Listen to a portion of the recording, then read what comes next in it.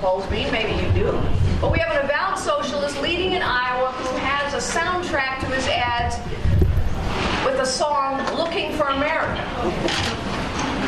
Then, the presumed nominee, still, Hillary Clinton, has escaped prosecution more times than El Chapo. Maybe Sean Penn ought to interview her. The media doesn't seem to care that she's violated all these laws.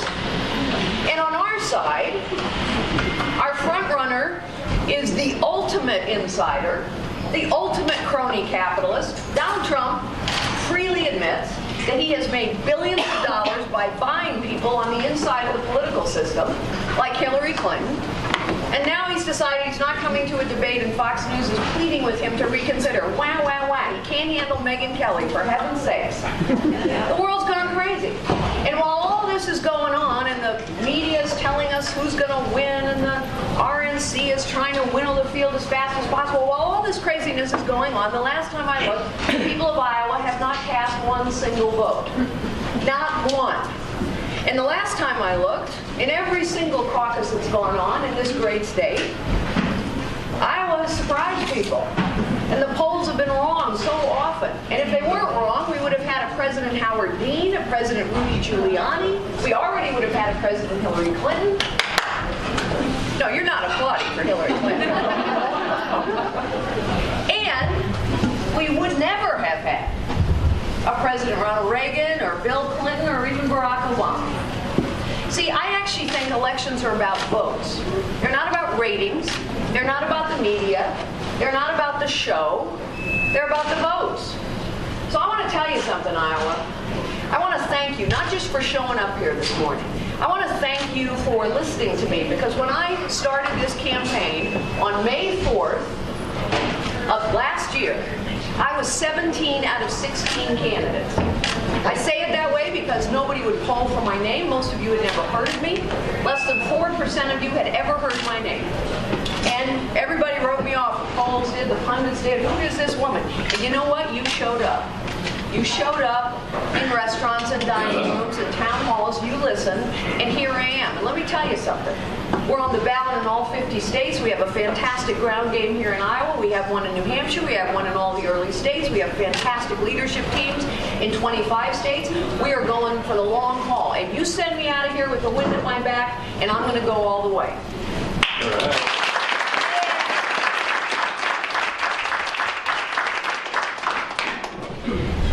You know, this has always been a country of amazing possibility. This has been a country, despite our imperfections, and we have some. But we are nevertheless an exceptional nation, because here more things have been more possible for more people from more places than anywhere else on earth.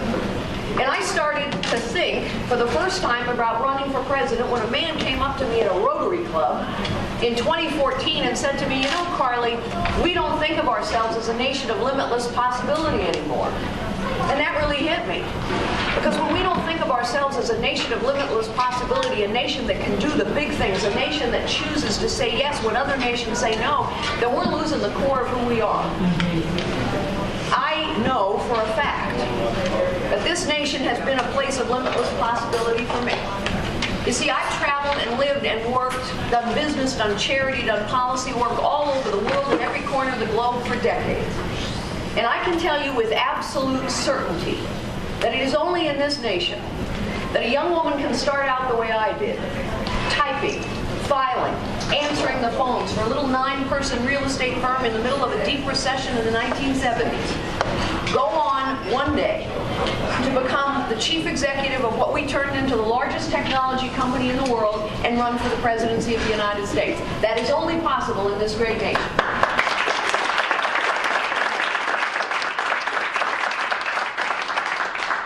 And yet it is also true that throughout my life I have had a lot of people tell me to sit down and be quiet. Sit down and be quiet. Just settle. Don't rock the boat. Don't challenge the system. Just accept the way things are. And I have rejected that advice all my life. But I am running for the presidency of the United States because I think that is what the American people are being told now. I think we are being told to sit down and be quiet about our God, about our guns, about the reality of the abortion industry. I think we're being asked to settle for a nation where record numbers of men are out of work, where record numbers of women are living in poverty, where our young people don't even believe the American dream is real anymore, where working families' incomes have stagnated for decades despite all the beautiful speeches by all the politicians, where we're destroying more small businesses than we're creating day after day after day, and those small and family-owned businesses and farms are the job creators of this nation. They create 2/3 of the new jobs, they employ half the people. So when we crush them, we crush opportunity and possibility. And I think we're being asked to accept a system of government and politics that no longer works for us. Think about this government. It has grown bigger and bigger, more expensive every single year for 50 years under Republicans and Democrats alike. And at the same time, it has grown more incompetent and more corrupt. We have examples of incompetence every single day. The latest is the Department of Homeland Security informs us that they cannot tell who has overstayed a visa.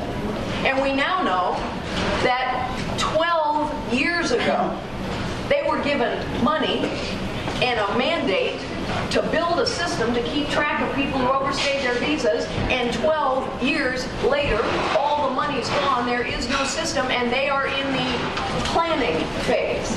Ladies and gentlemen, we wouldn't accept this level of incompetence anywhere, but we are accepting it year after year after year in our federal government. And by the way, politicians don't work for us anymore either. You got a lot of politicians who come out here cycle after cycle after cycle and promise you things. And ask yourself this question, have they ever delivered? With all due respect, the border has been insecure for 25 years. And we have talked about it every single election cycle. There are people here who care desperately about Social Security. So do I, so do you. How often have you had candidates roll out here to Iowa and promise to reform Social Security? Has it ever happened? How often have we talked about tax reform? Every single cycle. How often have we talked about actually getting around to caring for our veterans? For 20 years. How often have we talked about reducing the size and scope and power of government? Every time, and yet it doesn't happen. 80% of the American people now have figured out this ain't working for us anymore. 80% of the American people now know the federal government is corrupt and inept. And 80% of us also know that we have a professional political class that cares more about its own power, position, privilege, and ambition, running and winning, running and winning, running and winning, than actually getting something done. I don't know about you, but I'm angry, I'm frustrated, and I'm fed up. I am tired of Americans feeling powerless to control their own futures or to control the government that they pay for. I am not going to sit down and be quiet. I am not going to settle. I am not prepared to accept a system that doesn't work for us anymore. And that is why I'm running for president, ladies and gentlemen. And so I'm going to ask you today and every day until you vote on Monday. Do not sit down and be quiet. Do not settle. Do not accept a system that no longer works for the people who pay for it. Stand with me. Fight with me. Vote for me. Citizens, we have reached a pivotal time.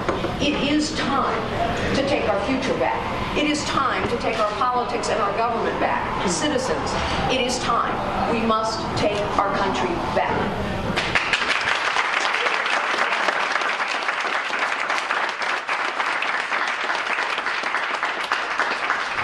Now that is why I've rolled out my blueprint. You see it over there by the cameras. You have it on your table. Let me tell you a little bit about what that blueprint is. It's the first things we need to do to take our country back. They're not the only things we have to do, but they are the first things we have to do to take our country back. It's a set of priorities, if you will. But I want to tell you why I wrote it down. Why did I put it in writing? Because I want you to hold me accountable. You see, somehow we've gotten to a place where we never hold anybody in politics or government accountable. I don't know when that happened, but it's happened. And the world that I come from, the world that you come from, we have figured out that actually talk is cheap. Actions speak louder than words. We know someone's character, but not by what they say, but by what they do. You know, early on in my campaign, I was interviewed by a seasoned political reporter here in Iowa. And she said to me, you know, Carly, you're not used to the scrutiny and the level of accountability that comes with running for president. Really? I said, let me tell you what I had to do. As a chief executive of a publicly traded $90 billion global company, let me tell you what I had to do.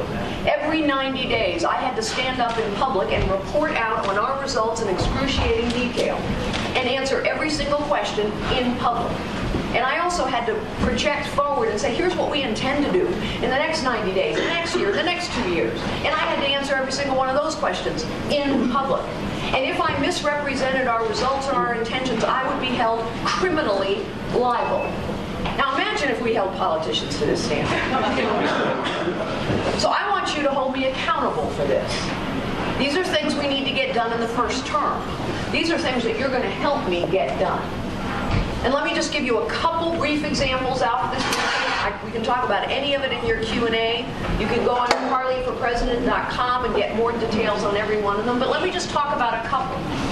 Let's start with the very first one on the list. We have to radically simplify our tax code. How long have we been talking about reforming the tax code? Every single election. And we've never done it. We now have a 73,000-page tax code. That's what we got, ladies and gentlemen. And let me tell you the effect of 73,000 pages.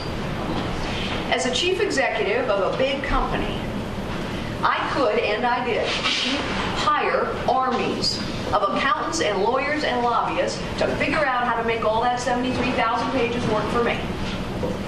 The 9-person real estate firm that I started out in, they cannot hire those armies. And so they are getting crushed. In other words, complexity favors the big, the powerful. Let me tell you another story. My husband and I, Frank, have been very fortunate. My husband, Frank, started out as a tow truck driver in a family-owned auto body shop. He went on to become an executive at AT&T. That's where I met him, actually. When we file our taxes every year, we're fortunate enough we can hire an accountant. And the accountant turns our taxes over to us for us to sign, and honestly, I close my eyes, I sign, I pray. I don't have a clue what I'm signing. In other words, 73,000 pages of complexity. Complexity itself, the weight of all that complexity, always favors the big, the powerful, the wealthy. And it crushes the small and the powerless and the not so wealthy. And so we have to reform it. Now, my plan is you go from 73,000 pages down to 3, just 3. Why 3? Because there's no place to hide 3 pages. Because everybody's the same in 3 pages. I'm going to tell you there are politicians and pundits who are going to tell you, you can't do that, you can't do that. Well, guess what? We can do it. There's a 20-year-old plan for a 3-page tax code. You don't ever hear about it from the politicians, do you? It's been lying around for 20 years. It makes perfect sense. But somehow it never gets talked about and it never gets voted on. Why do you suppose that is? Because 73,000 pages goes to 3, guess what? Everybody's ox gets gored. All those special interests that are tangled up in 73,000 pages get exposed. That is a real challenge to the system, ladies and gentlemen. You're going to help me get that voted on. But before I tell you how, let me review this reality. We now have more IRS personnel than we have CIA and FBI combined. Does that strike you as a problem? It's a big problem. And when we go from 73,000 pages down to 3, how many IRS agents do you suppose we need? Not very many. So we could prioritize differently, right? We could spend less money in the IRS and we could spend more at the FBI, at the CIA, but guess what? You can't do that in government today. You can't move money. Ask yourself, how is it possible that every single year the federal government spends more money and yet it never has enough money to do the important things? By the way, that's true, right? We spend more money every year, and yet every time there's something important to do, the government says, well, we need more money. Secure our border, we need more money. Fix the system so we can track people who've overstayed their visas, we need more money. Care for our veterans, we need more money. They always need more money. How is it possible to spend more every year and never have enough money? The reason that's possible, folks, is because of the way the government budgets. Here's how they do it. If you're a government agency and you have a budget, here's your budget. That's it. You own that money. We don't own that money anymore. And once you have that budget, you don't ever have to justify the budget. You don't ever have to explain the budget. In fact, the only thing you do every year, year after year, is you go to Congress and you say, more, please. That's how we spend more every year and never have enough. Now ask yourself this question. How do you budget? How do we all budget, except for the government? I'll tell you how we all budget. We examine every dollar. We can cut any dollar. We can move any dollar. And when you have to tighten your belt, you say, you know what, my Friday night dinner fund, sorry, we're going to have to cut money out of that, and we're going to put it over to the college fund. But the government doesn't do that. You know how you budget? The fancy word for that is zero-based budgeting. What it really is common sense and good judgment. Now, it might surprise you to know that there's a bill for zero-based budgeting sitting on the floor of the U.S. House. Nobody wants to vote on it. Why? You haven't heard a single politician talk about it, have you? Nobody's talking about how to get control over the money, but we cannot control our government unless we control the money. So we need to get that bill passed. Let me tell you how I'm going to do that. I'm going to use you, the power of the citizens of this great nation. But before I tell you how I'm going to use your power, I want to tell you a story about the power you have already used and you probably don't even know it. Do you remember the scandal at the VA? Remember that? Remember we learned that veterans had died waiting for health care. They didn't even have an appointment. And bureaucrats were cooking the books so nobody found out. And the American people were so outraged by this that you flexed your muscles and you exerted power and pressure on Congress. You tweeted, you posted, you emailed, you phoned. And this Congress did something. In 3 weeks, they did something unprecedented. They passed a bill, sailed through the House, sailed through the Senate, 99-0. President Obama signed it, and that bill said that you could fire 400 senior executives at the VA for dereliction of duty. Wow, it was a breakthrough, because you can't fire anybody in the government. We never hold anyone accountable. And yet you, as citizens, got that done. Now, once you got that done, you all moved on. We all did. And so the politicians did too, despite all the beautiful speeches about how we've got to care for our veterans. The politicians moved on. And guess what's happened? 3 people have been fired. We've learned that 307,000 veterans have died waiting for health care, and the VA handed out $142 million worth of bonuses for superb performance. Ladies and gentlemen, we cannot settle for this. It is a stain on our nation's honor. It is a story of the dereliction of duty of the political class, but it is a story about your power as well. So here's how I'm going to ask your help to get those 2 bills passed. Every single week, I am going to walk into the Oval Office. I will ask you to take out your smartphones, your iPads, your PCs. I know flip phones are really popular here in Iowa. I've seen them. You might want to upgrade, just a suggestion, but in any event, I'm going to ask you to take out your smart device, and I will say to you, my fellow citizens, do you think we ought to finally pass the 20-year-old plan for a 3-page tax code? Do you think we ought to finally pass that bill for zero-based budgeting? Press 1 for yes, 2 for no. You see, ladies and gentlemen, technology is an incredibly powerful tool, and I'm going to use it. We use technology for foolish things, like throwing people off of islands and voting for voices. I'm going to use it for serious things, for channeling the power, the common sense, and the good judgment of the citizens of this nation, because we must restore a citizen government. It is what we were intended to be. Press 1 for yes, 2 for no. Every single one of these things can be done, ladies and gentlemen, if we remember who we are, if we remember that power belongs in the hands of the citizens who pay for this government. But first, we got to win, right? We got to win. We got to win in November. So, you know, maybe some of you are here and you haven't made up your minds yet. I've met a couple of you who are not quite certain yet. In your heart of hearts, though, you know you cannot wait to see me debate Hillary Clinton. You can't wait.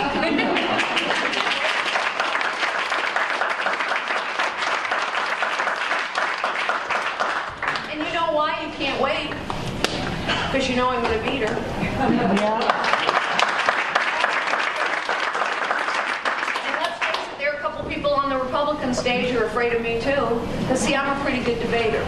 And I'm the only one who can say to Mrs. Clinton, you've held lots of positions and lots of titles, but you haven't accomplished a thing in your life. And you've been wrong on every foreign policy challenge. And you famously asked, what difference does it make how 4 Americans died in Benghazi? Here's what difference it makes, Mrs. Clinton. When terrorists purposefully attack an American embassy and murder 4 Americans, including our ambassador, and the next morning you get up and you lie about it. You talk about a video that doesn't represent our values. Instead of saying, this was a purposeful terrorist attack against the United States of America and we will seek retribution. Then, Mrs. Clinton, you are saying to every adversary we have and every terrorist, it's open season on the United States. That, Mrs. Clinton, is what difference it makes. But after we think about winning, we got to think about what it takes to do this job. Because while politics is covered like a sporting event, and this is all some big game, who's up, who's down, the truth is this isn't a game, and it's not a reality show. It's very serious now. And in your bones, you know this is a serious, pivotal, perilous time for this nation. So we need to think really carefully about what it takes to do the job. And I'm going to submit to you it takes 5 things to do this job. Number 1, we need a president who actually understands how the economy works. How to create jobs, how to save jobs, how to protect jobs, and what destroys jobs. We better have a president who understands how the world works and who's in the world. I know more allies and adversaries than anyone running, with the possible exception of Hillary Clinton, but I didn't do photo ops. I did private meetings. I've been all over the world for decades. I've held the highest clearances available to a civilian. I've chaired the advisory board at the CIA, advised the NSA, advised 2 secretaries of defense, a secretary of state. I understand our military capability, and I will respect and honor it. I understand our intelligence capabilities, and I understand that when the United States of America does not stand with our allies and does not confront our adversaries, that the world becomes a very dangerous and very tragic place. As Commander-in-Chief, I will not be afraid to lead.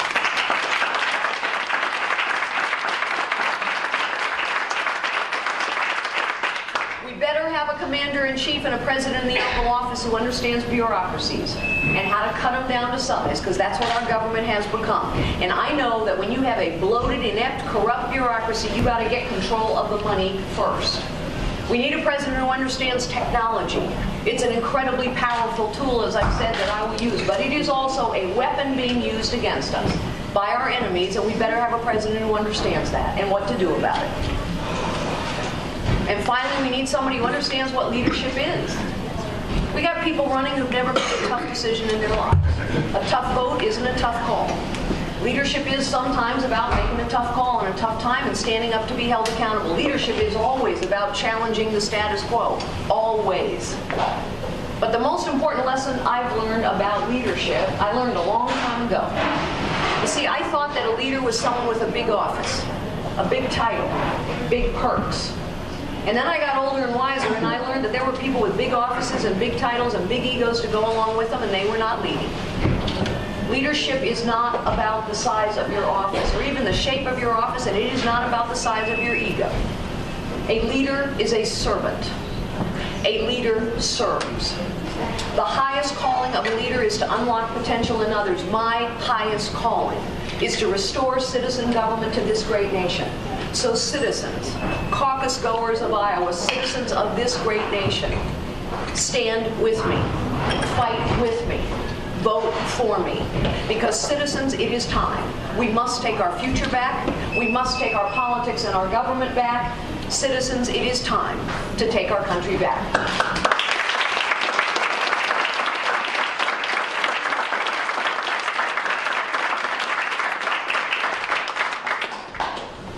Yes, sir. I'm Frank Seidel. I've heard you a number of times. My wife and I have heard all of the candidates by now, but we keep coming back to you. You talk about a 3-page tax plan. I have to tell you, I'm sure you know, that Bernie Sanders has an even simpler one.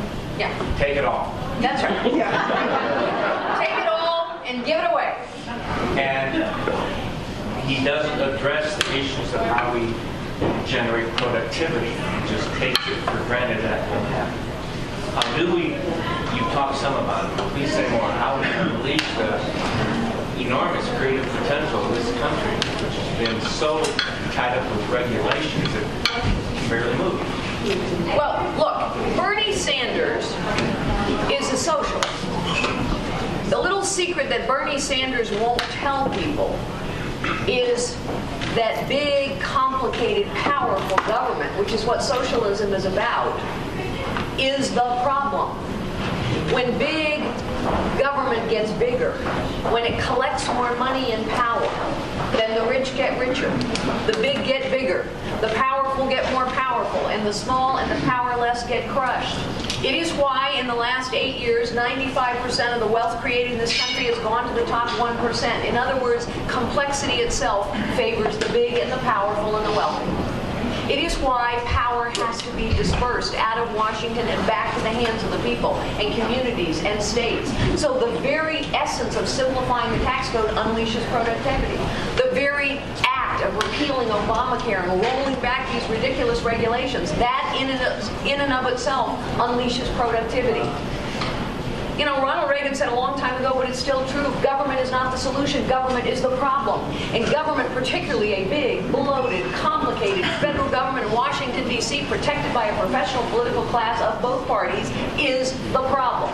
It is why we have to get control of the money. It is why we have to unravel this complexity. How long have Republicans been talking about rolling back regulations? Have they rolled back a single one? Ask yourself, have they rolled back a single one? No. The last time a regulation was repealed was under Ronald Reagan, when he repealed the 55-mile-an-hour speed limit. So folks, let's quit talking about it and let's do it. And the only way to do it is to put a leader in the Oval Office who is not afraid to challenge the status quo. You know how you go from secretary to CEO? You stand up and challenge the system day after day after day. You do what you're going to You do what you say you're going to do. You produce results. You get held accountable. Hold me accountable, citizens. We can get this done.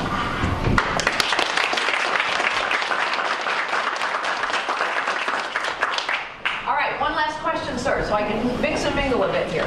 Thank you. That was a wonderful talk.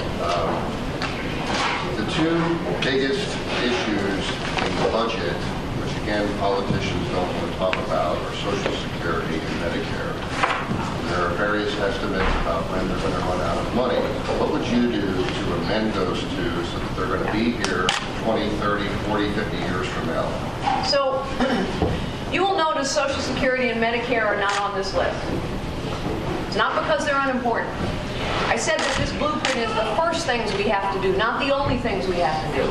And I start here because we're never going to get around to actually reforming Social Security and Medicare, or anything else for that matter, unless we can get control of this system and the money.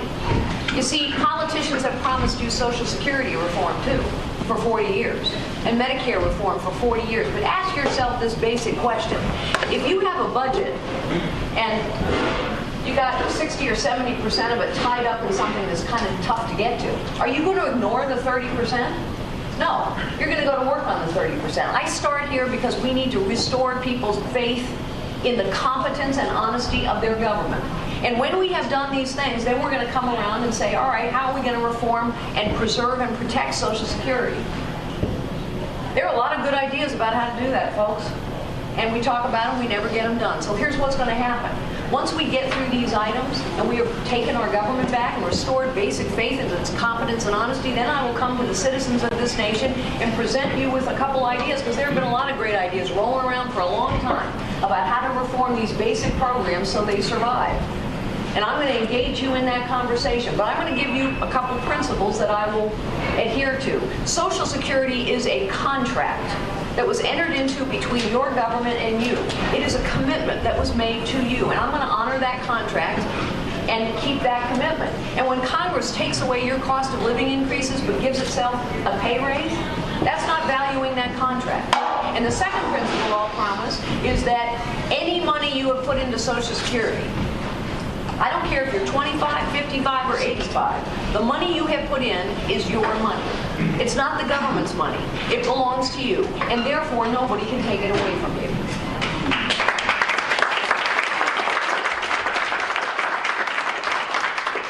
Ladies and gentlemen, thank you for showing up. Thank you for coming on Monday night to caucus for me. Love to shake a few hands, take a couple pictures. Let me just tell you, I have a little rule. One picture, one vote. Okay? Stand with me, Citizens Caucus for me. Send me out